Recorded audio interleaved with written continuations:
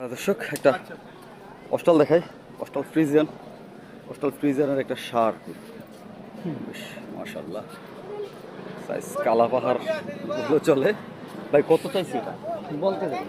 বেশ সুন্দর একটা গরু দর্শক, আমরা আছি আউটার রিং রোডে, এত বড় গরু একটা। ভাই এটা কি আপনাদের নাকি ভাই? কত চাওয়া এর ভাই? চাওয়া 12 লাখ, এমনিতে বেচতে গেলে কত যাবে? 7 লাখ। 7 লাখ দর্শক, ওজনের একটা ধারণা দেওয়া যাবে কত? 18 মন। 18 মন দর্শক, 18 মন বলছে।